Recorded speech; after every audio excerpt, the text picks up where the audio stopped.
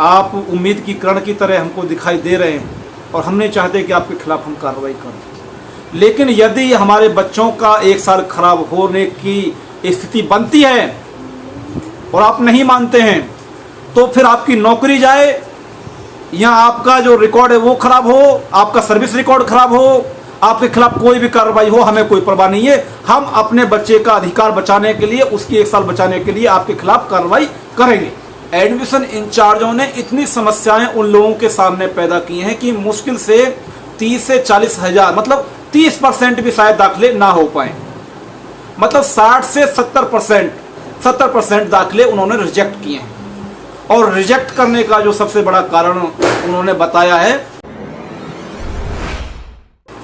साथियों, आज जो अचानक से मुझे लाइव आना पड़ गया, वो दिल्ली सरकार जो शिक्षा के नाम पर क्रांति की बात करती रहती है,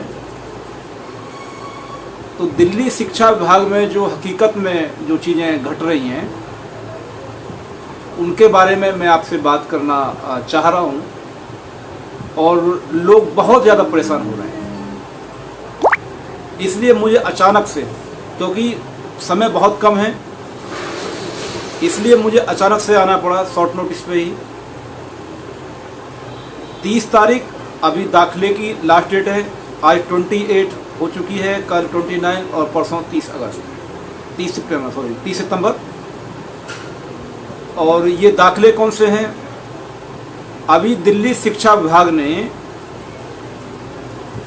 कक्षा 6 से ऊपर, यानी कि कक्षा 6, 7, 8, 9, 10, 11, 12 इनमें दाखिला लेने के लिए, सरकारी स्कूलों में दाखिला लेने के लिए एक लिंक ओपन किया था कि जो बच्चे सरकारी स्कूलों में दाखिला लेना चाहते हैं, जो 6ठी से ऊपर दाखिला लेना चाहते हैं, वो दाखिले की प्रक्रिया हुई थी। साथियों, जिस तरीके से पूरा विश्व कोविड-19 की वजह से महामारी की चपेट में आया है, लोग आर्थिक तंगी से जूझ रहे हैं, लोगों के घरों में पैसा नहीं है, खाने के लाले पड़े हुए हैं, लोगों ने अपने बच्चों के नाम प्राइवेट स्कूलों से कटवा लिए हैं। लोग प्राइवेट स्कूलों की फीस नहीं भर पाए, लेकिन प्राइवेट स्कूलों ने अपनी मनमानी करनी बंद नहीं की, उन्होंने कोई फी रिलैक्सेशन नहीं किया। ये केवल एक ढकोसला था कि प्राइवेट स्कूलों ने फीस माफ़ कर दी है और ये छूट दे दी है। कोई छूट नहीं थी। प्राइवेट स्कूलों ने पूरी ट्यूशन फीस ली है और लगातार ली है और अब भी ले रहे हैं। हकीकत यही है। तो जो लोग फीस नहीं दे पाए, क्योंकि लगभग सभी लोग आर्थिक तंगी से गुजर रहे हैं और बहुत लोगों का तो रोजगार एकदम स्थायी तौर पर जा चुका है। तो जिन लोगों का रोजगार स्थायी तौर पर ख़त्म हो चुका है और आने वाले टाइम में भी उनके पास इनकम का कोई रिसोर्स उनको दिखाई नहीं दे रहा है, तो उन्होंने अपने बच्चों को पढ़ाई से रोक लिया। तो आप ये स्थिति समझिए कि लोग अपने बच्चों को पढ़ाई से रोक रहे हैं, यानी कि एक अशिक्षित राष्ट्र की तरफ हम बढ़ रहे हैं।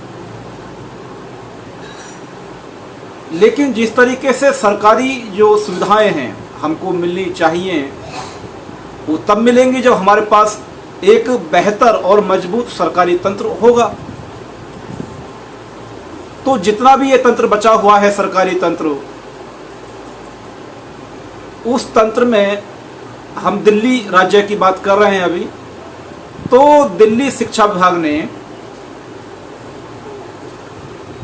कक्षा 6 से ऊपर, कक्षा 6, 7, 8, 9, 10, 11, 12 इनमें दाखिले लेने के लिए एक लिंक ओपन किया। और ये लिंक ओपन रहा, जो रजिस्ट्रेशन की प्रक्रिया रही 27 अगस्त 2020 से 8 सितंबर 2020 तक ये लिंक ओपन रहा। और इसमें जो लोग, जो बच्चे अपना जो पढ़ाई जारी रखना चाहते थे और किसी वजह से वो ये सोच रहे थे कि भाई हम अपनी जो पढ़ाई है वो जारी रख पाएंगे, तो उनको एक ये बेहतर ऑप्शन था कि वो सरकारी स्कूलों की तरफ मूव कर जाए। और देखने को ये आश्चर्यचकित आपको मैं बात बता रहा हूं कि शायद इससे पहले, इस शिक्षा सत्र से पहले जो ये 2020 है, 2020-21 का जो ये शिक्षा सत्र है, इससे पहले शायद ही सरकारी स्कूलों में दाखिले लेने के लिए इतनी भीड़ लगी हो। ये भीड़ यूं ही ना लगी, ये इसलिए लगी क्योंकि लोगों के पास प्राइवेट स्कूलों की फीस देने के पैसे नहीं बचे। जो ये प्राइवेट स्कूल लूटते हैं, ये अंधाधुंध खर्चे लगाते हैं, तो इसका मतलब यह है कि यदि हमारे समाज के लोगों के 2-3 महीने के लिए रोजगार चले जाएं तो उनके बच्चे पढ़ नहीं पाएंगे। मतलब इतनी ज़्यादा फीस इन प्राइवेट स्कूलों की है। मतलब एक आम आदमी जितना कमाता है वो प्राइवेट स्कूल की फीस में अपनी सारी की सारी कमाई को ख़त्म कर देता है। तो मैं अभी सरकारी स्कूलों के दाखिले की बात कर रहा हूँ। तो ये 8 सितंबर तक दाखिले हुए, जिसका ड्रॉ 22 सितंबर को आया। और 22 सितंबर को ड्रॉ आने के बाद जिन बच्चों के ड्रॉ में नाम आए उनसे ये कहा गया कि आप 30 सितंबर तक, यानी कि आज 28 सितंबर है, 29 और 30 सितंबर तक वो बच्चे अपने अपने उस स्कूल में जाके दाखिले ले लें जिस स्कूल में उनके बच्चे का नाम आया है। अब खेल यहीं से शुरू होता है। खेल यहां से शुरू इसलिए होता है कि सरकारी स्कूलों की तरफ कुछ वो लोग भी मूव किए जो मध्यम वर्गीय लोग हैं। लेकिन जिस तरीके से हम जानते हैं कि सरकारी स्कूलों में पढ़ने वाले जो बच्चे होते हैं, इस देश के जो SC ST और जो गरीब लोग हैं उन्हीं के बच्चे ज़्यादातर जाते हैं। ज़्यादातर मेजॉरिटी में वही बच्चे जाते हैं।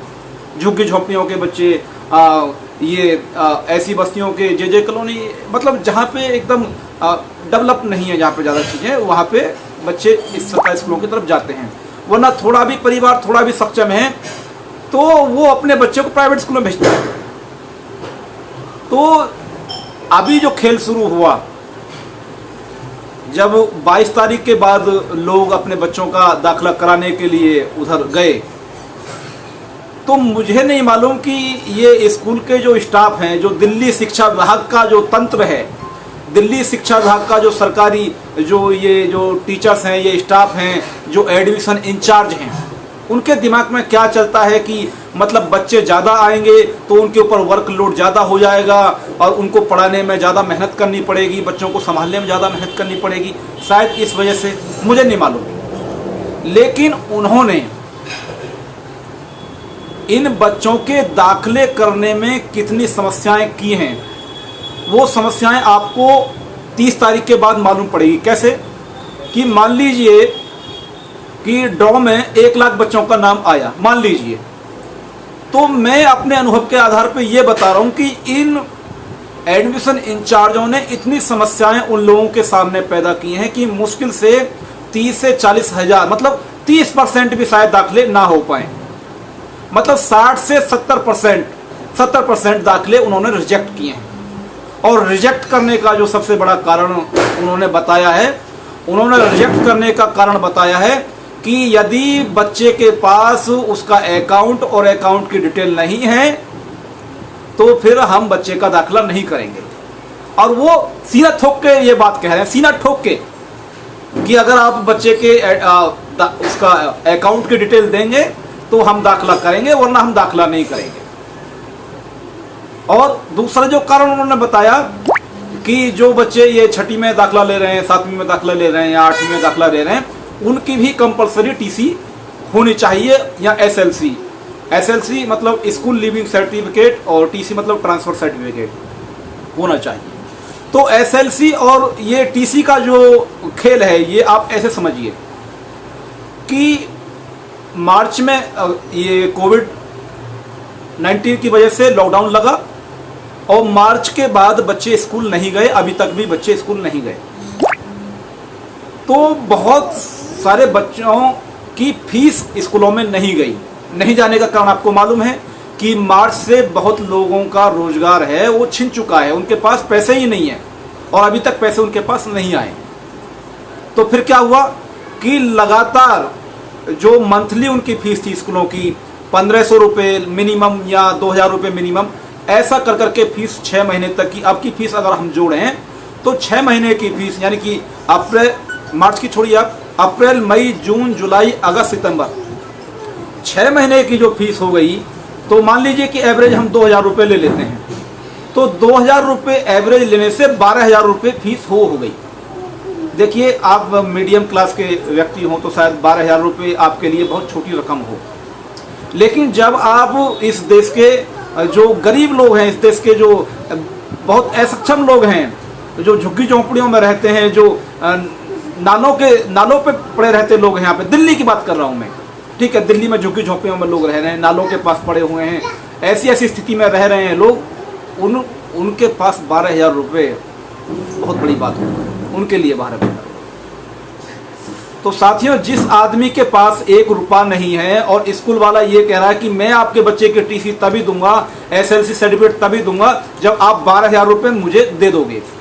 12000 रुपये तो ये फीस है, लेकिन यदि आप प्राइवेट स्कूलों की हरकतों से अगर अच्छे तरीके से वाकिफ हों और प्राइवेट स्कूलों की जो ये मनमानी है, जो ये इनके लूट खसोट के जो तरीके हैं, जो ये कोट और टाई पहन के पब्लिक को लूटते हैं, यदि आप उनके रवैये को समझते हो तो फीस तो एक कंपलसरी मतलब डिपॉजिट है उनके अकाउंट में, वो तो जाता ही जाता है, लेकिन फीस के साथ साथ कभी ये कैरिकुलम एक्टिविटीज के नाम पे, कभी ये कंप्यूटर एडवांस क्लास के नाम पे, कभी ये एडवांस एक्टिविटीज के नाम पर कभी 100 रुपये, कभी 150 रुपये, और जो व्यक्ति महीने के 2000 रुपये दे रहा है और बच्चे की डायरी में लिख के आ गया कि बच्चे को ये 100 रुपये देने हैं, तो 100 रुपये उसको बड़े नहीं लगते।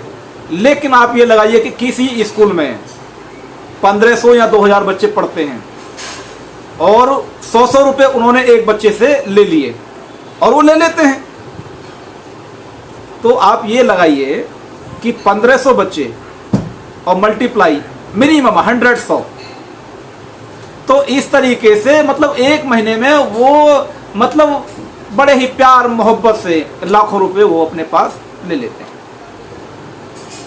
ये जो प्राइवेट स्कूल हैं, ये जब तक ही आपसे प्यार मोहब्बत से बात करते हैं जब तक आपकी जेब में पैसा है। इसका नज़ारा हमने कोरोना लॉकडाउन में देखा। इन्होंने जो इनके नैतिक कर्तव्य होते हैं जरा भी नहीं निभाए, इनकी आंखों में जरा भी शर्म नहीं रही कि ये सालों साल इतने लंबे समय तक बिजनेस करते रहे हैं। कम से भी कम इस कोरोना लॉकडाउन की स्थिति में ये कुछ रिलैक्सेशन दे देते। कुछ गवर्नमेंटों ने नोटिफिकेशन निकाल दिया कि आप केवल ये एजुकेशन फीस ही ले सकते हैं, सॉरी ट्यूशन फीस ही ले सकते हैं, तो उसकी वजह से मजबूर तो हुए हैं, लेकिन फिर भी इन्होंने अपनी मक्कारी दिखाना बंद नहीं किया। यदि इनके अंदर जरा भी नैतिकता होती तो ये स्वयं से ही ट्यूशन फीस को और मिनिमाइज करते, क्योंकि सारी की सारी जो क्लासें ऑनलाइन हो रही हैं,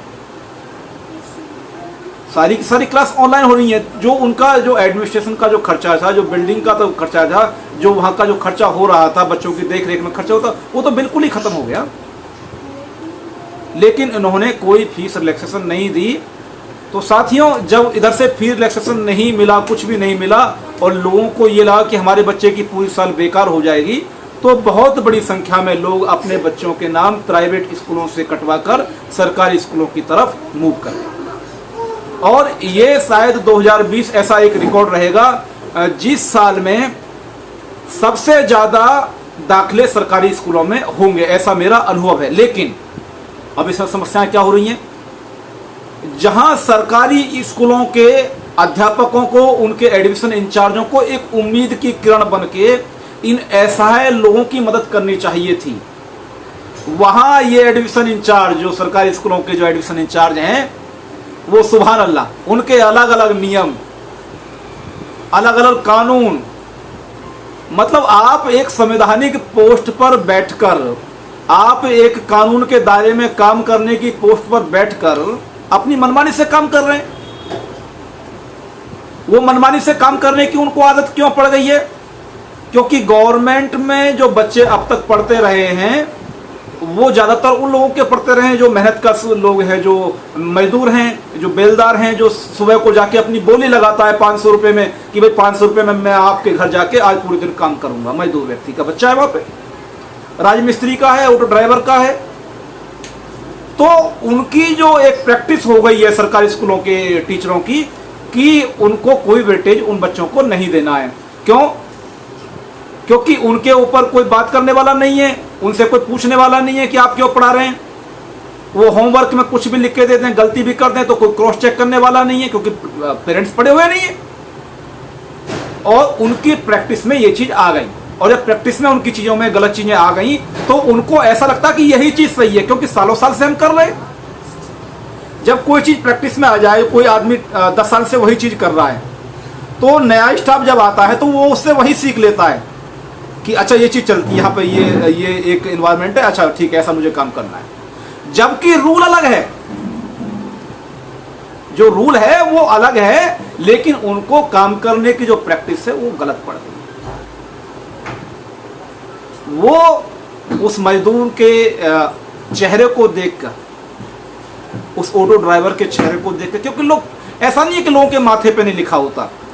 देखिए, माथे पे लिखा हो या नहीं लिखा हो, लेकिन आपके पहनावे से, आपके बात करने के स्टाइल से, उन चीज़ों से एक बुद्धिजीवी व्यक्ति, एक पढ़ा लिखा व्यक्ति पहचान लेता है कि सामने वाले व्यक्ति का क्या स्टैंडर्ड है। जब कोई पढ़ा लिखा व्यक्ति बात करेगा तो उसके बोलने का जो सलीका होगा, उसके बात करने का जो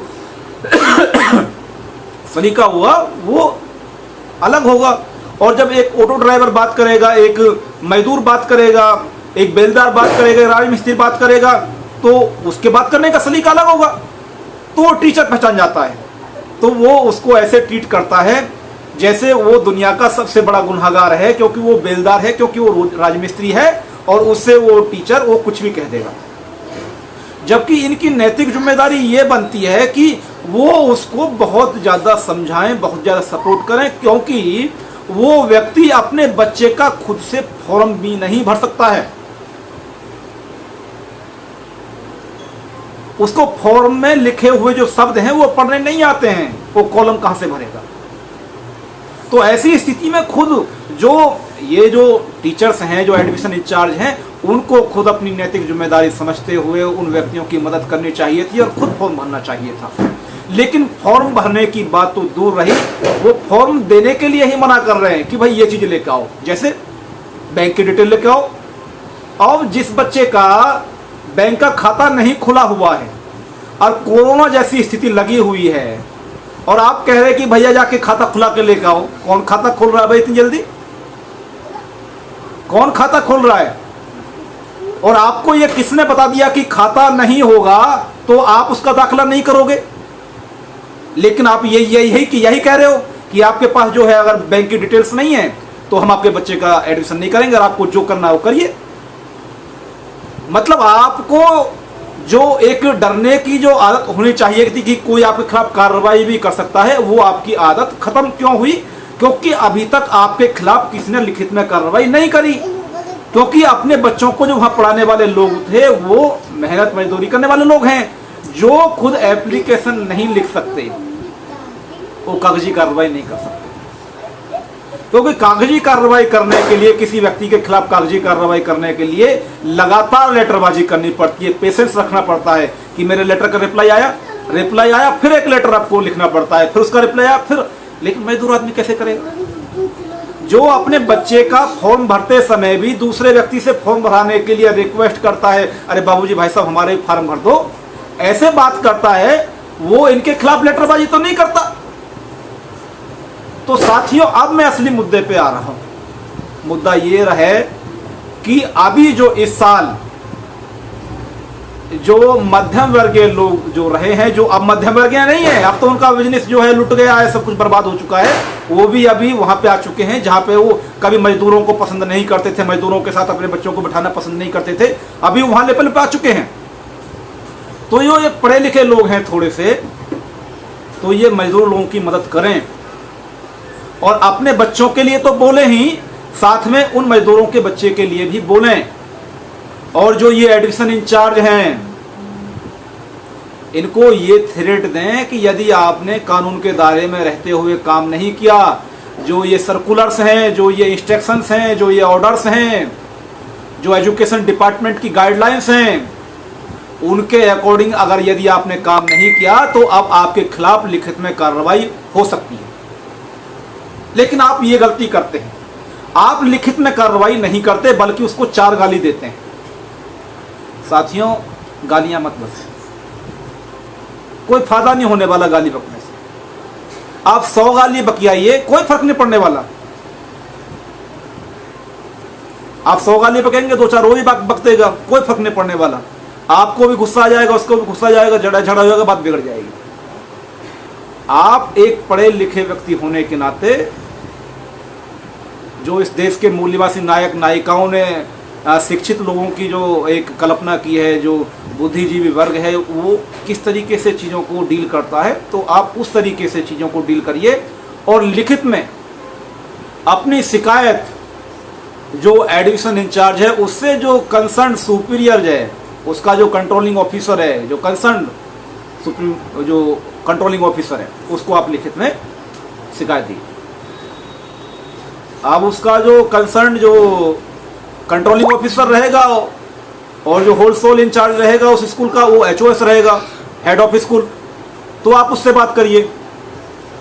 तो जो हमारी टीम का जो एक्सपीरियंस है, जो फाइट फॉर एजुकेशन की जो टीम है, जो पूरी दिल्ली में काम कर रही है, अभी हम इस साल यूपी में भी काम किया, तो उस टीम के जो प्रत्येक सदस्य का जो एक्सपीरियंस है वो ये है, क्योंकि टीचर भी उसी स्कूल का, HOS भी उसी स्कूल का, और HOS की नाक के नीचे ये सारी गतिविधियां होती रही हैं, तो HOS भी उस जो रॉन्ग प्रैक्टिस हो गई है काम करने की, उसमें वो भी सम्मिलित है, इसलिए वो भी उसके खिलाफ कार्रवाई नहीं करता है और वो भी आपको सीरियसली नहीं लेता है। तो फिर आपको उस बिल्डिंग को ही छोड़ना पड़ेगा। तो आप उस कंसर्न स्कूल को छोड़िए और उस कंसर्न स्कूल, जो कंसर्न स्कूल है, जो संदर्भ स्कूल है, संबंधित स्कूल है, उसका जो एजुकेशन ऑफिसर है उसके आप ऑफिस में जाइए, वहां पे आप लिखित में शिकायत दीजिए, वहां से कार्रवाई हो और निश्चित तौर पर हो। यदि आपके पास समय का अभाव है, आप थोड़ा बहुत भी मोबाइल चलाना जानते हैं, और शायद ऐसा कोई व्यक्ति नहीं है जो मोबाइल चलाना नहीं जानता है, खूब अच्छे तरीके से आप अब इस समय व्हाट्सएप, फेसबुक और वीडियो को इधर उधर करना जानते हैं, लेकिन अब मोबाइल को एक हथियार के रूप में आपको इस्तेमाल करना आना चाहिए। मोबाइल एक यूनिवर्सिटी की तरह है, एक सबसे बड़े टूल की तरह इस समय मोबाइल काम कर रहा है। तो आप अपने मोबाइल के द्वारा भी ऑनलाइन कंप्लेंट कर सकते हैं, और साथियों, ऑनलाइन कंप्लेंट बहुत घातक है। किसी गलत अधिकारी के खिलाफ की गई ऑनलाइन कंप्लेंट बहुत घातक है, और वो बहुत जल्दी प्रोसेस में आती है, और उसका रिकॉर्ड भी आपके पास होता है। बार बार आपको ये पूछने की जरूरत नहीं है कि भाई हमारी कंप्लेंट पे क्या हो रहा है। अपने आप उसका रिकॉर्ड आप ट्रैक कर सकते हैं, क्योंकि जैसे आप कंप्लेंट किसी के खिलाफ लॉन्च करते हैं या ग्रीवेंस अपना लिखते हैं, तो आपको ग्रीवेंस नंबर या कंप्लेंट नंबर मिल जाता है, और उस कंप्लेंट का आप लगातार स्टेटस आप उसका चेक कर सकते हैं। तो साथियों, पहली बात तो मेरी ये आपसे अपील है कि आप किसी भी शिक्षक को, किसी भी टीचर्स को गाली नहीं देंगे, उसके साथ बदतमीजी से बात नहीं करेंगे। वो चाहे कितनी भी जो गैर जिम्मेदाराना बात है वो कर रहा है, आपको गलत तरीके से नियम बता रहा है, कोई बात नहीं, वो टीचर है, उसका रिगार्ड करिए, उसके खिलाफ जो है आप गाली का शब्द जो है यूज नहीं करो। आप उसको अंतिम समय तक उसको कन्विंस करिए कि सर आप गलत कह रहे हैं, आप सर गलत कह रहे हैं, ऐसा नियम नहीं है। लेकिन जब आपको ऐसा लग जाए कि उसकी आंखों में डर नाम की कोई चीज ही नहीं है, और आपको यह भी मालूम है कि जब मैं कंप्लेंट कर दूंगा तो इसके खिलाफ कार्रवाई होगी और इसकी नौकरी पे बंद पड़ेगी, उसको फिर समझाइए कि सर मैं जब कंप्लेंट कर दूंगा तो शायद आपकी नौकरी को दिक्कत होगी। लेकिन शायद उसको तब भी ना डरे, क्योंकि ये हमारे व्यवहार में हमको, हम जान रहे हैं ये बात, वो तब भी ना डरेगा, क्योंकि उसको ऐसा लगता है कि आप उसको धमकी दे रहे हैं और आप हकीकत में कुछ नहीं करने वाले, और वो हल्के में ले जाता है। तो साथियों, अब वो कोई भी है, उसके खिलाफ कंप्लेंट करने की जरूरत है, क्योंकि अब ये लड़ाई आपके बच्चों का जो अधिकारों का जो हनन करने वाले लोग हैं उनके खिलाफ लड़ने की बात हो गई है। अब ये लड़ाई टीचर के खिलाफ नहीं है, बल्कि उन तमाम लोगों के खिलाफ ये लड़ाई शुरू हो चुकी है जिन्होंने गलत तरीके से काम करने की आदत डाल रखी है, जिन्होंने मजदूरी करने वाले बच्चों को पढ़ाने का जो काम है वो ईमानदारी से करने का काम नहीं किया, उनको सबक सिखाने का काम आपको करना है। साथियों, यदि आप लिखित में कंप्लेंट करना जानते हैं, आप ऑनलाइन कंप्लेंट करना जानते हैं, तो निश्चित तौर पर फाइट फॉर एजुकेशन फाउंडेशन की जो टीम है वो आपको ये विश्वास दिलाती है जीत आपकी होगी, निश्चित तौर पर आपकी जीत होगी। बशर्ते आपको धैर्य रखना पड़ेगा, क्योंकि जो सरकारी तंत्र की कार्रवाई है वो धीमी होगी लेकिन असरदार होगी, निश्चित तौर पर असरदार होगी। आप पीछे पड़ जाइए, आप ट्रैक करते रहिए कि मेरी कंप्लेंट का क्या स्टेटस है, मेरी कंप्लेंट का क्या स्टेटस है, और जब उस पर कार्रवाई होगी तो जो एडिशन इंचार्ज अपने आप को तुर्रम खां समझ रहा था, अपने आप को बहुत बड़ा नियम कायदे कानून से ऊपर समझ रहा था, मैं आपको ये विश्वास दिला रहा हूं, अपने चेहरे पे मुस्कान ला के ये विश्वास दिला रहा हूं कि वो आपसे सॉरी बोलेगा। उस एचओएस का फोन आपके पास आएगा, उस स्कूल के एचओएस का, कि सर आइए। क्या कहेगा? सर आप आइए, आपसे बात करनी है। मतलब जहां वो एक मजदूर की स्टेटस से आपसे बात कर रहा था, तब एक नागरिक नहीं समझ रहा था वो आपको, एक मजदूर, मेहनत मजदूरी करने वाला एक छोटा सा इंसान समझ रहा था। तो अब वो आपको क्या कहेगा? सर आइए, आपसे कुछ बात करनी है, वो जो आपने कंप्लेंट की है उस पर डिस्कस करना है। आपको बुलाएगा, आपको जाना चाहिए। तब वो कहेगा सर आप अपने बच्चे का जो है वो दाखिला करा लीजिए, वो छोड़िए जो बात हो गई। अब देखिए, वो आप पे अपनी कंप्लेंट का जो वापस लेने का प्रेशर बना रहा है, अभी भी वो गैर कानूनी काम कर रहा है।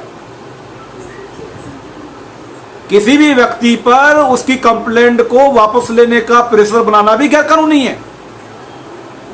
वो अपनी कंप्लेंट वापस लेता है या नहीं लेता है वो उसका खुद का राइट है। जो उसने अपनी कंप्लेंट के द्वारा एक इशू रेज किया है, पहले आप उस इशू को सॉल्व करिए, लेकिन सिस्टम उस इशू को सॉल्व करने से पहले उस कंप्लेंट को वापस लेने के लिए तमाम प्रयास करता है। तो आपसे मैं फिर ये एक जो चालाकी है वो आपके दिमाग में होनी चाहिए कि आपको अपनी कंप्लेंट पहले वापस नहीं लेनी है। उनसे ये कहना कि पहले काम करो, ये वाला जो मेरी प्रॉब्लम थी वो मेरी प्रॉब्लम को सॉल्व करो आप, उसके बाद मैं सोचूंगा कि मेरे जो दिमाग में जो गुस्सा वो था, ठीक है, जो आप लोगों ने मुझे 4 दिन परेशान किया, मेरी जो झाड़ी, जो मेरा ये 4 दिन का काम का लॉस हुआ, यदि मेरा दिमाग ठंडा होगा तो मैं अपनी कंप्लेंट वापस लूंगा, वरना आप लोगों के खिलाफ कार्रवाई होगी। आप ये भी बोलेंगे उनको, तब भी आपका काम होगा। आप कभी भी ये ना डरें कि आप उनके खिलाफ कार्रवाई करेंगे तो आपके बच्चे का काम नहीं होगा। नहीं, यदि आप अपने इस स्टेटमेंट को रखते हैं कि यदि मैं उनके खिलाफ कार्रवाई करूंगा तो मेरे बच्चे के साथ भेदभाव होगा या मेरे बच्चे के जो काम है वो रुक जाएगा, नहीं, आप गलत हैं यहाँ पे। यदि आप उनके खिलाफ कार्रवाई नहीं करते, उनका जो गैर जिम्मेदाराना व्यवहार है, उनकी जो गलत आदतें हैं, उनके खिलाफ नहीं बोलते, तो निश्चित तौर पर आपके बच्चे का भेदभाव होगा, निश्चित तौर पर आपके बच्चे के साथ भेदभाव होगा और आप तब कुछ नहीं कर पाएंगे। लेकिन यदि सिस्टम को यह मालूम पड़ जाता है, स्कूल को यह मालूम पड़ जाता है कि यदि इनके साथ में कोई भी दिक्कत होती है तो ये कंप्लेंट करते हैं, रिटन में कंप्लेंट करते हैं, तो आपके बच्चे के साथ भेदभाव करने की गुस्ताखी नहीं करेगा, वो आपके बच्चे के साथ जरा भी बदतमीजी नहीं करेगा और आपके बच्चे का अलग से ध्यान रखेगा।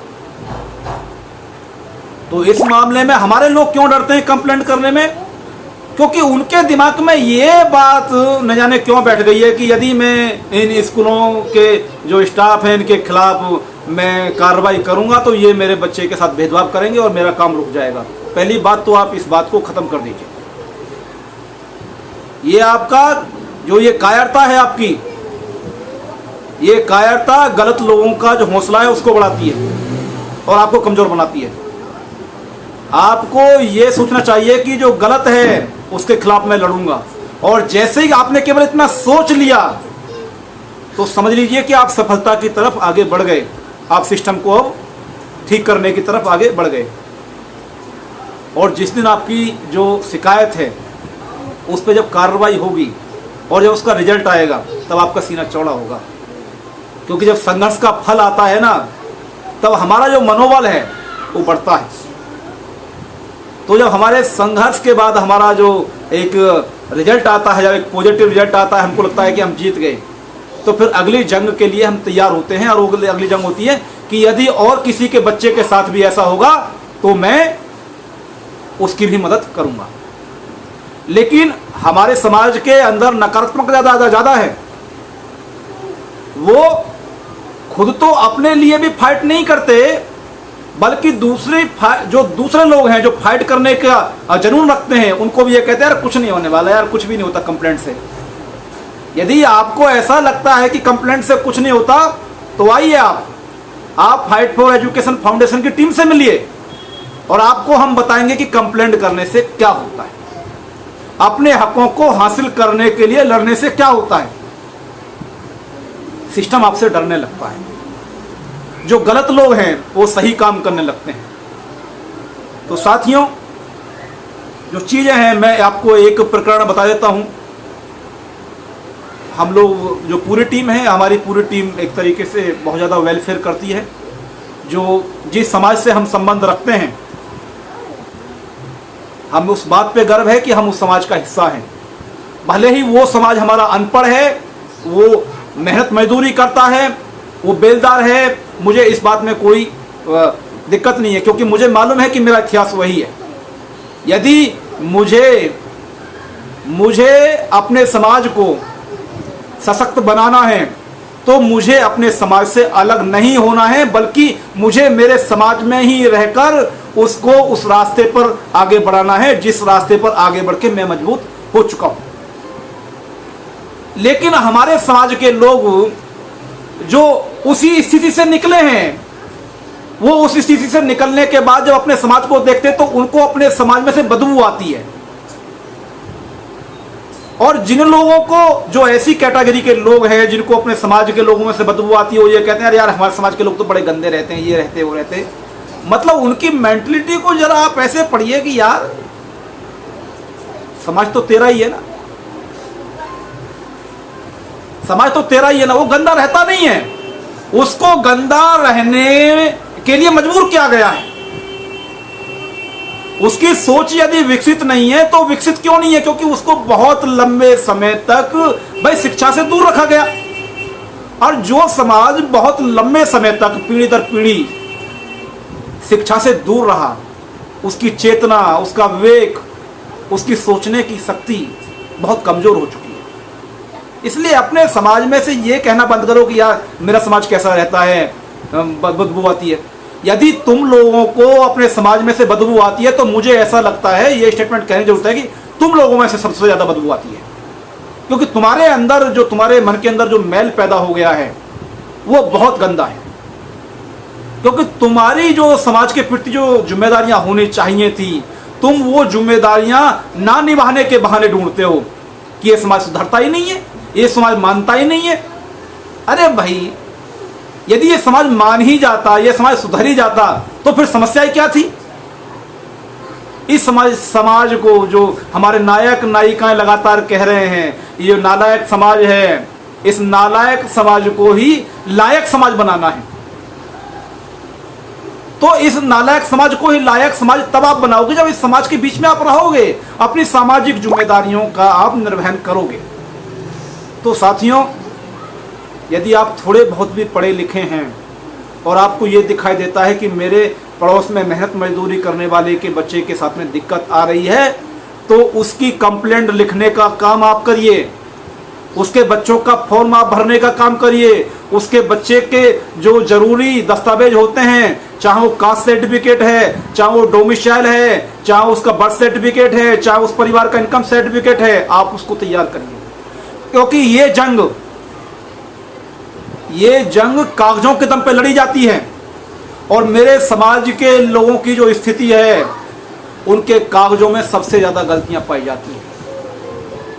उस समाज को इतना जागरूक करने की हमको जरूरत है कि उस समाज के जो कागज होते हैं, उनके बच्चे का नाम वही हो जो है। वरना आप जब इस समाज की स्थिति जब जाएंगे, इस समाज में काम करेंगे, तो उस समाज के बच्चे के जब आप कागज देखेंगे, उसका आधार कार्ड देखेंगे, उसका मान लीजिए आप बर्थ सर्टिफिकेट देखेंगे, उसका एक और कोई सर्टिफिकेट होगा उसको देखेंगे, तीनों में बच्चे के पापा के नाम में, बच्चे के मम्मी के नाम में 100% मैं ये बात कह रहा हूं कि जब आप लेबर क्लास में जाएंगे तो 100% डिफरेंस मिलेगा। मम्मी के नाम अलग, इसमें अलग, कहीं देवी लगा हुआ है, कहीं देवी नहीं लगा हुआ है, कहीं राकेश प्रताप सिंह लिखा हुआ है, कहीं राकेश सिंह लिखा हुआ है, कहीं राकेश प्रताप लिखा हुआ है। ये समस्याएं हैं हमारे समाज की। और जब वो बच्चा बड़ा होता है, हाई स्कूल में जाता है, इंटर में जाता है, नौकरी के लिए जाता है, उसकी नौकरी लगने वाली होती है, लेकिन उसका जो एक बैकग्राउंड रहा है, जो उसके कागज रहे हैं, जिन आधार पे उसको नौकरी मिलने वाली होती है, वो लटक जाता है। ये निगरानी उस क्षेत्र के जो जागरूक लोग हैं उनको करने की जरूरत है। तो साथियों, जिस तरीके से दिल्ली का शिक्षा तंत्र अपनी जिम्मेदारी नहीं निभा रहा है, और आप ये जो मान रहे हैं कि दिल्ली का शिक्षा तंत्र बहुत अच्छा है, बहुत अच्छा है, बहुत अच्छा है, बहुत अच्छा है, आप दिल्ली के शिक्षा तंत्र में जरा घुस के देखिए। जिस अकाउंट के लिए वो कंपलसरी एडमिशन इंचार्ज ये बोल रहा है कि अकाउंट नंबर होगा तो मैं दाखला करूंगा, वरना दाखला नहीं करूंगा। 25 सितंबर 2020 का सर्कुलर साफ साफ ये कह रहा है, और 25 सितंबर का 2 सर्कुलर निकले हुए हैं, 663, 662, और उससे पहले 26 अगस्त 2020 का दिल्ली शिक्षा विभाग का सर्कुलर निकला हुआ है। उसमें साफ साफ गाइडलाइंस लिखी हुई हैं। मैं आपको एक बार बता देता हूं, जब आप लड़े तो इस कागज का रेफरेंस देना, इस सर्कुलर का रेफरेंस देना।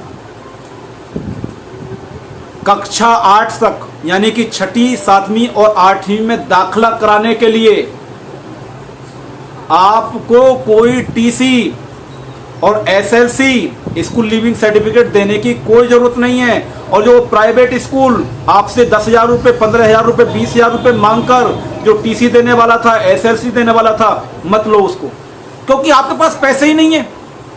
और आप अब ये मत सोचना कि उधर से मेरी टीसी कटेगी नहीं और उधर से एसएलसी मिलेगी नहीं मुझको, और ये सरकारी जो स्कूल हैं, ये जो दिल्ली शिक्षा विभाग है, ये मुझसे कह रहा है कि भाई वो सर्टिफिकेट जरूरी है और मेरे बच्चे का दाखला नहीं होगा। तो आप यही मत सोच लेना कि वो सही कह रहा है, अब मैं ये कह रहा हूं कि वो गलत कह रहा है। उसको आप बताइए कि भाई जो आपका ये दिल्ली शिक्षा विभाग का जो ये सर्कुलर है 26 अगस्त 2020, 26 अगस्त 2020 का ये ऑर्डर है, ये सर्कुलर, इसमें साफ साफ लिखा हुआ है कि कक्षा 6 से 8वीं तक के यानी कि 6, 7, 8 में इन तीनों क्लास में दाखला कराने के लिए आपको एसएलसी, टीसी की कोई जरूरत नहीं है और स्कूल बच्चे को दाखला देगा। ये आपको क्लियर होना चाहिए।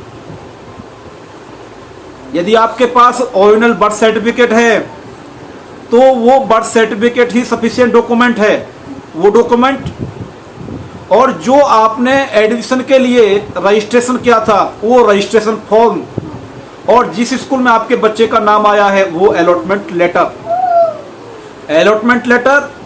रजिस्ट्रेशन लेटर, बच्चे का बर्थ सर्टिफिकेट, बच्चे का आधार कार्ड, मम्मी का आधार कार्ड, पापा का आधार कार्ड। लेकिन इनमें से भी नहीं है तो ये कंपलसरी डॉक्यूमेंट नहीं है। लेकिन कंपलसरी डॉक्यूमेंट क्या है?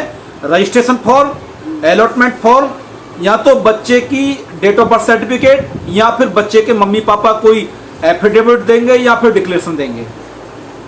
और जो एक कंपलसरी डॉक्यूमेंट है, एक आपका निवास का प्रमाण पत्र, रेजिडेंशियल प्रूफ, वो कुछ भी हो सकता है। वो आपका बिजली का बिल हो सकता है, वो आपका आधार कार्ड हो सकता है, बच्चे के मम्मी पापा का जो पहचान पत्र है वो हो सकता है, और भी बहुत सारे डॉक्यूमेंट होते हैं, वो लिस्ट में है। तो यदि आपको जरा भी ऐसा लगता है कि उसके बाद भी आपके बच्चे का दाखला नहीं हो रहा है तो आप उस स्कूल के खिलाफ तुरंत कार्रवाई करिए। और आपको जरा भी गाइडेंस लेना है तो फाइट फॉर एजुकेशन की जो टीम है, पूरी की पूरी टीम आपके साथ खड़ी हुई है। लेकिन वो टीम आपके साथ तब खड़ी हुई है जब आप अपनी लड़ाई खुद लड़ना चाहते हैं। हम आपकी लड़ाई नहीं लड़ने वाले। यदि आप घर में बैठकर ये सोचते हैं कि हम आपकी लड़ाई लड़ें तो बिल्कुल नहीं लड़ने वाले। यदि आप अपनी लड़ाई लड़ने के लिए तैयार हैं तो हम आपका साथ और आपको गाइड करने के लिए तैयार हैं। यदि आप ये सोचते हैं कि भाई जो फाइट फॉर एजुकेशन की जो टीम है और उन्होंने तो वादा कर दिया कि वो हमारी समस्याओं को सुलझा देंगे, नहीं, इस गलतफहमी मत रहना। हम अपने समाज को लड़ने लायक समाज बनाना चाहते हैं कि वो अपने अधिकारों को खुद लेना सीखे, वो अपनी लड़ाई खुद लड़ना सीखे। और जो लोग ये सोचते हैं कि अरे भाई वो संगठन है, वो हमारे अधिकारों के लिए काम कर रहा है, वो ठीक है, वो काम कर रहा है क्योंकि वो जागरूक लोग हैं, वो नैतिक लोग हैं, लेकिन तुम अपने अधिकारों के लिए क्या कर रहे हो? मतलब उन्होंने तुम्हारा मुद्दा उठाया तो बस वो उनका मुद्दा हो गया क्या? भाई समस्या तो तुम्हारी थी, मुद्दा उन्होंने उठाया क्योंकि वो नैतिक जिम्मेदारी को समझते हैं, अपनी सामाजिक जिम्मेदारी को समझते हैं, वो आवाज उठा रहे हैं, लेकिन तुम्हारा भी तो भला होने वाला है। तुम क्यों उस टीम में सम्मिलित नहीं होते हो? तुम क्यों उस धरने में नहीं जाते हो? तुम क्यों उन लोगों से नहीं मिलते हो? तुम उन लोगों का साथ क्यों नहीं देते हो? क्योंकि तुम्हारे अंदर यह स्वार्थ होता है कि जब वो जीतेंगे तब हमारे अधिकार हमको मिल जाएंगे। और यही स्वार्थ जब अधिक लोगों के अंदर हो जाता है तो जो कम लोग रह जाते हैं लड़ाई लड़ने वाले, तो वो हार जाते हैं और फिर किसी को कुछ नहीं मिलने पर। तो कोई भी व्यक्ति ये ना सोचे कि भाई वो लड़ते हो रहे हैं और जब लड़ने के बाद वो सफल होंगे तो अधिकार तो सबको मिलेंगे। नहीं, ऐसा मत सोचो भाई। लड़ने वाले लोगों की जितनी संख्या होगी वो लड़ाई उतनी ही जल्दी सक्सेस हो जाएगी। जहां कम लोग लड़ रहे थे वो लड़ाई 100 दिन में जो है लड़ने के बाद हमको रिजल्ट मिलने वाला था। यदि 100 लोग एक साथ लड़ना शुरू कर देंगे तो हम एक दिन में जीत जाएंगे। मतलब आज हम कहीं ऑफिस के साथ में सामने बैठ गए 100 लोग जाके कि भाई ये जो नियम है ये नियम ये है और वहां पे वो गलत तरीके से काम हो रहा है, तो 100 लोग जब एक दिन वहां पर बैठेंगे तो मैं कह रहा हूं कि अगले दिन आपकी कार्रवाई हो जाएगी और उनको करनी पड़ेगी। तो इसलिए जो आपकी जो एक यूनिटी है, जो गैदरिंग है, उसका बहुत इंपॉर्टेंस है। तो साथियों, 6ठी से लेके 8वीं तक का जो दाखला है वो विदाउट टीसी, विदाउट एसएलसी होगा और आपको डरने की जरूरत नहीं है, आपको लड़ने की जरूरत है। क्योंकि यदि कोरोना हमारे लिए इस समय घातक हो रहा है, हमको आर्थिक रूप से हमको बहुत ज़्यादा परेशान कर रहा है, तो ये कोरोना से भी ज़्यादा घातक बीमारी है जो लोग हमारे अधिकारों का हनन कर रहे हैं। क्योंकि कोरोना तो शायद चला भी जाएगा 1-2 साल में, लेकिन ये लोग नहीं जाने वाले। इनसे लड़ना है, इनसे लड़ना है और इनको सबक सिखाना है। यदि आप 8वीं के बाद यानी कि 9वीं में दाखिला लेते हैं, 10वीं में लेते हैं, 11वीं में लेते हैं और 12वीं में लेते हैं, तो वहाँ पे आपको एसएलसी या फिर ट्रांसफर सर्टिफिकेट और मार्कशीट आपको देनी पड़ेगी, जो रूल है। लेकिन आपको बैंक की डिटेल इसमें भी नहीं देनी है। यानी कि यदि बैंक की डिटेल के ऊपर, बैंक की पासबुक के ऊपर आपके जो दाखिला नहीं किया जा रहा है वो बिल्कुल गलत बोल रहा है। और उसकी ऑनलाइन कंप्लेंट करने के लिए जो मैं आपको लिंक बता रहा हूं वो आप लिंक लिखिए और बहुत तेजी से कार्रवाई होगी।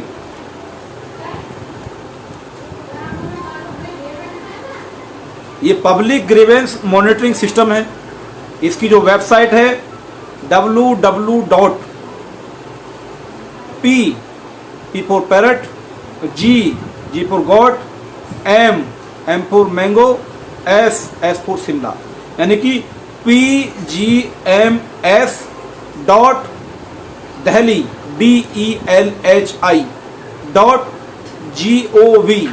delhi.gov.in। जैसे ही आप इस लिंक पर पहुंचेंगे तो आपके सामने एक विंडो खुलेगी और वहां पे एक लिंक होगा lodge your complaint, lodge your grievance. तो लॉज योर ग्रीवेंस को आप क्लिक करेंगे। जो भी आपकी समस्या है आप उसको हिंदी में, इंग्लिश में, जैसे भी आप लिख सकते हैं वो लिखिए। और जहां वो आप जो है उस टीचर को, उस स्टाफ को 20-25 गालियां देने वाले थे, उनका कोई असर नहीं होने वाला था। यहाँ केवल आप 4 या 5 लाइन में अपनी समस्या लिखिए और आप उसकी कार्रवाई देखिए। तो साथियों, एक प्रकरण हम भी आपको बता देते। एक साथी हमारे पास आए कि भाई ऐसे ऐसे बात हो रही है, तो हमारी टीम में से एक साथी गए और इत्तेफाक से मैं ही गया।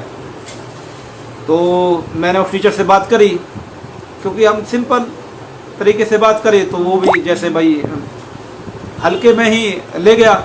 कह लगा नहीं, अकाउंट नंबर डिटेल जो हमको कंपलसरी चाहिए वो दाखिला नहीं होगा। मैंने कहा कि भाई आप बात देख लीजिए, सर्कुलर ये बोला है। कह लगा यार तुम ज़्यादा जानते हो या हम जानते हैं। मतलब छूटते ही तुम ज़्यादा जानते हो या हम ज़्यादा जानते हैं, हम डेली काम करते हैं इसको। मतलब उनको अपने काम पर और जो उनके व्यवहार में गलत आदत आ गई है उस पर इतना कॉन्फिडेंस हो गया, इतना कॉन्फिडेंस हो गया कि वो कॉन्फिडेंस उनका ओवर कॉन्फिडेंस हो गया। और ओवर कॉन्फिडेंस में वो लगातार गलतियां कर रहे हैं और उनको इस बात का अंदाजा नहीं है कि जब वो एक व्यक्ति को मना करते हैं तो वो अकाउंट नंबर खुलवाने के लिए कितने धक्के खाता है, और यदि वो किसी वजह से अकाउंट नंबर नहीं खुलवा पाया, खुलवा नहीं पाते, तो उस बच्चे की 1 साल खराब हो जाती है। अब मैं उस टीचर से यही सवाल करूं, मान लीजिए कि भाई आपका बच्चा मान लीजिए 10वीं में पढ़ रहा है या 11वीं में पढ़ रहा है, और किसी कारण से एक ऐसा डॉक्यूमेंट मांग ले जाए संस्था द्वारा जो चाहिए ही नहीं, तो आप पढ़े लिखे हैं और आपके बच्चे की 1 साल खराब कर दी जाए, तो आप आंधी तूफान एक कर दोगे, मेरे बच्चे की 1 साल खराब हो गई। मतलब आपका बच्चा और जो इस देश का जो मेहनत करने वाला व्यक्ति है, मजदूर का बच्चा है, जो बेलदार का बच्चा है, जो ऑटो ड्राइवर का बच्चा है, उसका बच्चा नहीं। अरे भाई, आप क्या समझते हो अपने आप को? आपको तो उनको और ज्यादा मदद करनी चाहिए थी कि कुछ डॉक्यूमेंट ऐसे हैं जिनके अभाव में भी दाखिला हो सकता है, और ये आप कर सकते हैं। एक डॉक्यूमेंट के बदले में कोई दूसरा अल्टरनेट डॉक्यूमेंट आप ले सकते हैं, आप अंडरटेकिंग ले सकते हैं, लेकिन आप वो काम नहीं करते। मतलब आपके बच्चे पे यदि कोई प्रॉब्लम आएगी, आपका बच्चा नीट की तैयारी कर रहा है, आईआईटी की तैयारी कर रहा है, या फिर वो बहुत बड़े जो है आईएएस आईपीएस एडमिनिस्ट्रेशन की तैयारी कर रहा है, उसका तो आपको एक दिन का हिसाब है। लेकिन यहां आपने 1 मिनट में यह कह दिया कि नहीं, आपके बच्चे का दाखिला नहीं होगा। आप ये कैसे कह देते हैं?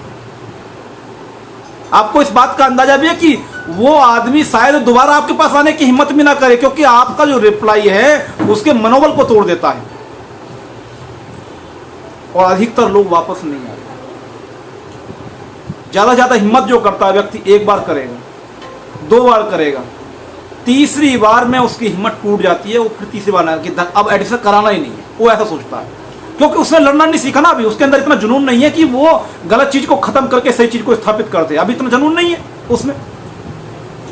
तो मैं अभी जो ये एडिशनल इंचार्ज है उन्हीं से ये रिक्वेस्ट कर रहा हूं कि भाई आप मजबूर मत करिए लोगों को कि वो आपके खिलाफ कार्रवाई करें, और कार्रवाई इस कदर आगे बढ़ जाए कि आपको अपनी नौकरियों से हाथ धोना पड़े, क्योंकि ऑलरेडी जो ये ब्राह्मणवादी ताकतें हैं उन्होंने सरकारी तंत्र को वैसे ही बदनाम कर रखा है। तो आप लोग कम से कम इस सरकारी तंत्र की जो इज्जत है वो बचाइए, और आपके हाथ में इस समय एक ऐसा मौका है जब आपको ये दिखाने की जरूरत है कि देखिए पूरे देश के अंदर जहां कोरोना चल रहा है, जहां लोगों का जीवन जो अस्त व्यस्त हो चुका है, लोग हमारे पास एडमिशन के लिए आ रहे हैं, तो हम उनका देखिए कितना मान सम्मान करके, उनको सलीके से बात करके उनके बच्चों का दाखिला कर रहे हैं। शायद ये आपकी एक नैतिक परीक्षा का समय है, क्योंकि इस समय रिकॉर्ड सारे टूटने वाले हैं। उतने लोगों ने सरकारी स्कूलों में दाखिले के लिए आवेदन किए हैं, यानी कि एक उम्मीद की किरण इस समय जो है वो सरकारी स्कूल हैं, और सरकारी स्कूलों के स्टाफ को चाहिए कि वो इस समय अपने आप को प्राइवेट स्कूलों से बेहतर सिद्ध करें। जो प्राइवेट स्कूलों में जो पढ़ाने वाले लोग हैं वो आपको अच्छे तरीके से मालूम है, उनके पास कोई वैलिड डिग्री भी नहीं होती है, वो तब भी कोई चाचा का है, कोई भतीजे का है, कोई उसकी बहू है, कोई उसकी बेटी है, वो आपस में पूरा परिवार उस स्कूल में पढ़ा रहा है प्राइवेट स्कूल में। अरे आप तो वेल क्वालिफाइड लोग हो, आप बीएससी बीएड आप जो है करने के बाद, डीएलएड करने के बाद, डाइट करने के बाद, आप बीटीसी करने के बाद और कई टेस्ट करने के बाद बड़ी मुश्किलों से आप यहां तक पहुंचते हो। आपके अंदर जबरदस्त टैलेंट होता है, उस टैलेंट को दिखाने का आपके पास एक मौका है। आप यदि वास्तव में चाहें तो आप इस देश के जो मेहनत मजदूरी करने वाले जो लोग हैं, जो बेलदारी कर रहे लोग हैं, जो ऑटो ड्राइवर के बच्चे हैं, आप उन स्कूलों को में, सरकारी स्कूलों में ही अपने टैलेंट के दम पर उनको यदि पढ़ाएं तो आप उनको ऐसे जौहरी की तरह हीरे में तब्दील कर सकते हैं। बशर्ते आपको अपनी जिम्मेदारी समझने की जरूरत है। आप अपना मजाक मत बनवाइए यार, देखिए सरकारी स्कूलों के टीचर होते हैं, नहीं, आप में टैलेंट है ये तो निश्चित है, क्योंकि आप जब स्टेट लेवल का, ऑल इंडिया लेवल का टेस्ट क्वालिफाइड करके आते हैं, आप मजाक में नहीं करके आते, आप बहुत मेहनत करते हैं, आप एसएससी लेवल की तैयारी करते हैं, आप एडमिनिस्ट्रेशन लेवल की तैयारी करते हैं, तब जाके वो टेस्ट आप पास करते हैं। तो वो टैलेंट आप क्यों नहीं दिखाते? साथियों, जो एडमिशन इंचार्ज हैं वो कृपया इस बात को समझें कि भाई हमारे पास आप उम्मीद की किरण की तरह हमको दिखाई दे रहे हैं और हम नहीं चाहते कि आपके खिलाफ हम कार्रवाई करें। लेकिन यदि हमारे बच्चों का 1 साल खराब होने की स्थिति बनती है और आप नहीं मानते हैं, तो फिर आपकी नौकरी जाए या आपका जो रिकॉर्ड है वो खराब हो, आपका सर्विस रिकॉर्ड खराब हो, आपके खिलाफ कोई भी कार्रवाई हो, हमें कोई परवाह नहीं है। हम अपने बच्चे का अधिकार बचाने के लिए, उसकी 1 साल बचाने के लिए आपके खिलाफ कार्रवाई करेंगे, निश्चित करेंगे। तो जब उस टीचर से मैंने बात करी तो उसने मुझे डांट के भगा दिया कि मेरे पास टाइम नहीं है, फालतू का मैं एडिशन कर रहा हूँ। तो मैंने वही कहा कि भाई हम फिर कंप्लेंट कर ले जिसको करनी है। मतलब वो तू तड़ाक पे आ गया कि भाई तुझे जहाँ कंप्लेंट करनी है कर ले। और पब्लिक ग्रीवेंस जो मॉनिटरिंग सिस्टम है, हमने उस पर कंप्लेंट लॉन्च कर दी। लेकिन उससे पहले जो व्यक्ति मेरे साथ गया था वो कहने लगा कि भाई साहब ये मेरी कास्ट का व्यक्ति है। मैं कहा कास्ट वास्ट तू जान इससे, मैं तो नियम की बात कर सकता हूँ। तो बेचारा देखिए, जो जब हिम्मत हार जाता व्यक्ति है, उसको उम्मीद नहीं थी कि भाई मैं ये जंग जीत पाऊंगा या मेरे बच्चे का दाखिला हो जाएगा। तो आदमी फिर क्या करता है कि उससे जान पहचान निकाल, उससे जान पहचान निकाल। तो वो उस टीचर के पास गया कि सर मैं तो उधर से आता हूँ और मैं आपकी कास्ट का व्यक्ति हूँ। उसने कान में जो भी बोला होगा, तो उस टीचर ने उसको रिप्लाई, तो मैं क्या करूँ। मतलब उसकी जो वो आदमी एक सहारा की भाई शायद ऐसे मान जाए, वो भी उसने उसको भी नेगलेक्ट कर दिया। अब देखिए अब क्या हुआ। हमने उस व्यक्ति के नाम से जो है कंप्लेंट लॉन्च कर दी और कंप्लेंट लॉन्च करने के बाद 48 घंटे बाद हमारे पास उस व्यक्ति के नंबर पर फ़ोन आया। उसने कहा कि भैया जी ऐसे फ़ोन आया। मैं कहा ठीक है, हो गया काम, अपना काम हो गया। अब उस स्कूल के एचओ ने कहा कि भैया आप जो है ऑफिस आ जाइए। तो वो कहला भैया जी मैं मुझे ऑफिस बुलाया कि ठीक है चलते हैं। तो एचओ से बात हुई तो एचओ के आपको कंप्लेंट नहीं करनी चाहिए थी। मतलब एचओएस उसके बाद भी हमको गलत ठहरा रहा है। यार आप हमारी सुन नहीं रहे, हमको सही से ट्रीट नहीं कर रहे, सही से बात नहीं कर रहे, और आपको इस बात की जरा भी जो जिम्मेदारी के साथ इसका एहसास नहीं है कि आपने फटाक से बोल दिया कि आपका बच्चे का दाखिला नहीं। अरे यार उसका 1 साल खराब हो जाएगा। 1 साल आप तो पढ़ी लिखी जो एक पोस्ट पे बैठे हुए हैं, 1 साल का मतलब आप समझते हैं ना। इस समय जो बच्चे इंटर में पढ़ रहे हैं, जो हाई स्कूल में पढ़ रहे हैं, उनके दिल से क्या गुजर रही है आपको मालूम है ना। यहां आपके बच्चे नहीं है खुद के। तो आपको यह बात समझने की जरूरत है कि 1 साल कितना इंपॉर्टेंट रखता है। आपने फटाक से बोल दिया कि आपके बच्चे का दाखिला नहीं होगा। जब कंप्लेंट हुई तो एचओएस, अरे यार आपको कंप्लेंट नहीं करनी चाहिए थी, ये नहीं करना चाहिए था, मैं आपके बच्चे का दाखिला कर देता। अरे कर देते तो कोई ऐसा कर देते क्या। और हमने जो कंप्लेंट करी है वो इलीगल नहीं करी।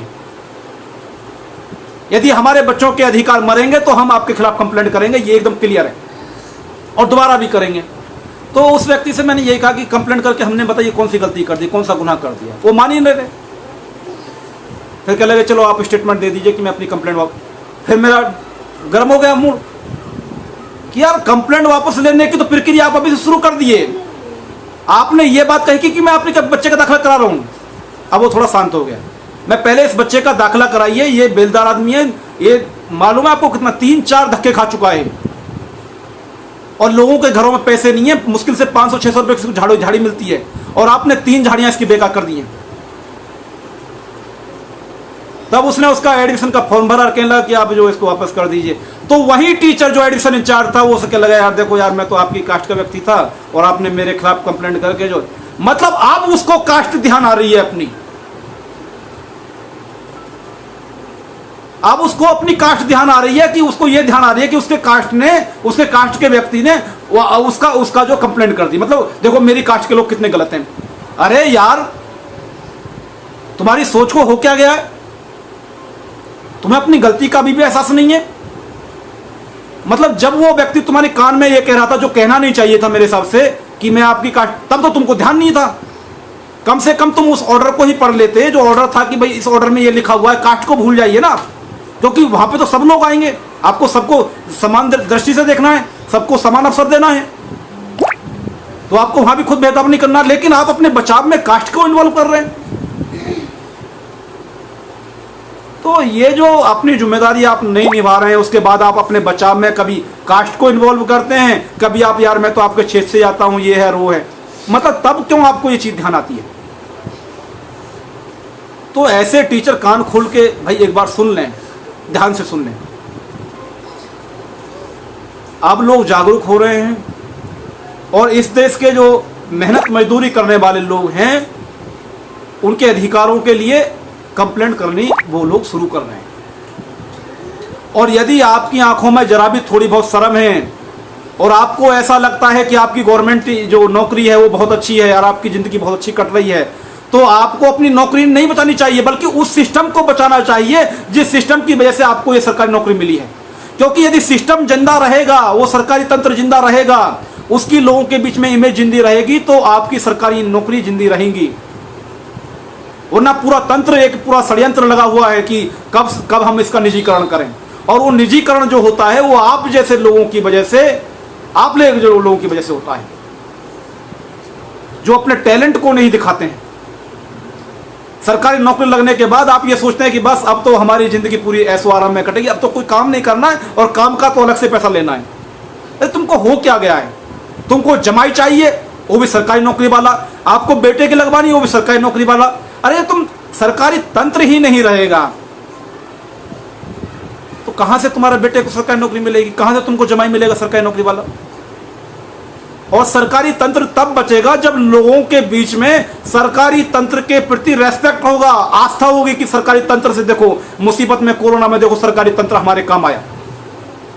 उनके बीच में ये मतलब गवर्नमेंट हॉस्पिटल ये उम्मीद की किरण बन के आ गए। देखो कि गवर्नमेंट हॉस्पिटलों में हमारा इलाज हुआ और वहां पे फ्री में किटों में हमारा कोरोना का टेस्ट किया। इस तरीके से जब गवर्नमेंट सेक्टर में काम करने वाले लोग, जो ये पब्लिक है, उसकी बीच में जो सम्मान पालेंगे, तब जब इस पब्लिक के बीच से ही आवाज निकलेगी कि जो लोग इस देश के सरकारी संसाधनों का निजीकरण कर रहे हैं या उनका जो है उनको खत्म कर रहे हैं, वो लोग गलत हैं।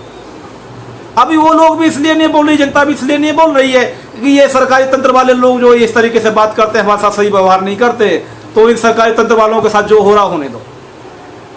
तो ये कनेक्शन ऐसे है।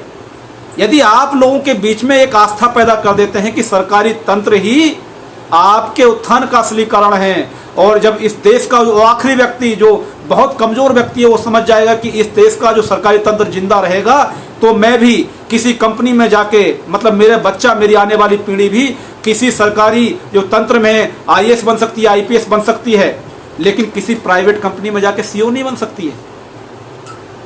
आप समझ रहे हैं ना कि यदि सरकारी तंत्र जिंदा रहेगा तो आप सरकारी तंत्र में चीफ जस्टिस भी बन सकते हैं, आप आईएएस बन सकते हैं, आईपीएस बन सकते हैं, आप किसी भी सरकारी विभाग के जो सबसे बड़ा जो औहदा होता है, सबसे बड़ी पोस्ट होती है, आप अपने टैलेंट के दम पे, आप अफसर की समानता के दम पे आप वहां पे पहुंच सकते हैं। लेकिन क्या आप निजीकरण जब हो जाएगा तो क्या आप पहुंच पाएंगे? नहीं पहुंच पाएंगे।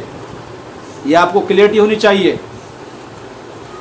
तो साथियों, जो एडिक्शन इंचार्ज हैं, दिल्ली के जो शिक्षा विभाग है, जो अपने आप को जो इस तरीके से बता रहे हैं कि भाई हम बहुत बहुत बहुत अच्छा काम कर रहे हैं, तो जरा उनको जो ये हकीकत है दिल्ली शिक्षा विभाग की, उसको भी समझने की ज़रूरत है। और वो मैं पहले कह चुका हूँ कि उसको ऐसे समझें कि यदि इस ड्रॉ में जो फर्स्ट स्टेज रही है, इस ड्रॉ में मान लीजिए कि 50,000 लोगों के दाखिले हुए हैं, 50,000 लोगों के नाम आए हैं, तो आप अपने दाखिले के आंकड़े उठाना कि उनमें से दाखिले कितने हुए हैं। और मैं बता रहा हूं कि 50,000 में से 10,000 लोगों के भी दाखिलों के आंकड़े आप दिखा दें तो भी ये बहुत अच्छी बात होगी। यानी कि कम से भी कम जो 50,000 का जो 10,000 हुआ, मतलब 20% हो गया। यानी कि आपने 40,000 लोगों को दाखिले बच्चों को नहीं दिए, तो आपने कितने बच्चों का नुकसान किया। मतलब आप अपने आप को जो बेहतर कह रहे हैं कि जो दिल्ली शिक्षा विभाग बहुत बेहतर कर रहा है, तो उसको ये देखना चाहिए कि जो ये बच्चों के दाखिले नहीं हो रहे हैं और एक ऐसे कारणों से हो रहे हैं जो कारण बिल्कुल ही अवैध हैं, तो उनके खिलाफ कार्रवाई आप करें, और करने की बहुत जरूरत है। दूसरी बात, जो अभी जिन बच्चों के फर्स्ट ड्रॉ रहा है उसमें नाम आ गए, 30 तारीख लास्ट डेट है। यदि किसी बच्चे का दाखिला नहीं हो पाया है और वो लोग थक कर हार कर अपने घर में बैठ गए, दोबारा से स्टार्ट हो जाइए। अभी 2 दिन है आपके पास फाइट करने के। और जो हमारा नंबर है वो आप सभी लोगों के पास ही है। आप हमको बताइए कि कौन सा स्कूल है, कौन सा स्कूल है जिस स्कूल में आपके बच्चे का दाखिला होने में दिक्कत हो रही है, आप हमें बताइए। हम पूरा अपना दम लगा देंगे, हमारी पूरी टीम है वो दम लगा देगी, और निश्चित तौर पर हम ये उम्मीद करते हैं कि शायद हम आपकी समस्या का समाधान करवा पाएँ। आप अपने आप को असहाय मत समझिए और असहाय मत बनाइए, आप अपने आप को मजबूत समझिए और मजबूत बनाइए, क्योंकि आप कमज़ोर हैं, ये आपका गुनाह नहीं है। बहुत लंबे समय तक आपको कमज़ोर रखा गया है। अब आपको अपने आप को ट्रेंड करने की ज़रूरत है, अपने आप को मजबूत करने की ज़रूरत है। और जो जितने भी जो सामाजिक कार्यक्रम होते हैं, सामाजिक गतिविधियाँ होती हैं, सामाजिक संगठनों के द्वारा जो मीटिंग्स होती हैं, उसमें आप इन्वॉल्व रहिए, ताकि आपको ये पावर महसूस हो सके। क्योंकि जो लोग संगठन में रहते हैं, जो लोग समाज में रहते हैं, वो लोग अपने आप को सुरक्षित और शक्तिशाली महसूस करते हैं। हम अपने आप को जो कमज़ोर समझते हैं, उसका सबसे बड़ा कारण यही है कि हम अकेले रहते हैं। जिस दिन आप समाज के संगठनों में रहना शुरू कर देंगे, जिस दिन आप समाज में रहना शुरू कर देंगे, तो आपका जो बौद्धिक स्तर है वो भी बढ़ेगा, और जो आपका मनोबल है जो वो भी बढ़ेगा, और प्रॉब्लम भी बहुत बड़ी बड़ी सॉल्व हो जाती है जब लोग समाज के बीच में रहते हैं। तो अभी जो दूसरी स्टेज है उसका भी वो शुरू हो चुका है रजिस्ट्रेशन, और दूसरी स्टेज में 25 तारीख से जो है वो रजिस्ट्रेशन हो रहे हैं, और 3 अक्टूबर रजिस्ट्रेशन की लास्ट डेट है। मतलब जो लोग अपने बच्चों का जो रजिस्ट्रेशन है वो पहली स्टेज में नहीं कर पाए थे, और उनके बच्चों के जो नाम है वो ड्रॉ में भी नहीं आएंगे जब रजिस्ट्रेशन नहीं हुआ, तो बाद में मेरे पास भी आए थे, जो हमारी पूरी टीम है उसके पास भी आए थे। तो हम भी लोग ऐसा ही हो जाते हैं जब कंप्यूटर पर कोई लिंक नहीं होता है, तो कंप्यूटर पे दोबारा से सेकंड स्टेज का लिंक जो है वो एक्टिवेट है, और 25 तारीख से 3 अक्टूबर तक जो है वो फॉर्म भरे जा रहे हैं। तो आप उस चीज़ को देख लीजिए कि अब आपके पास सारी जानकारी आ चुकी है। और जो लोग अब जो सेकंड स्टेज में पहली बार दाखिला के लिए आवेदन कर रहे हैं, वो मेंटली आप रेडी हो जाइए।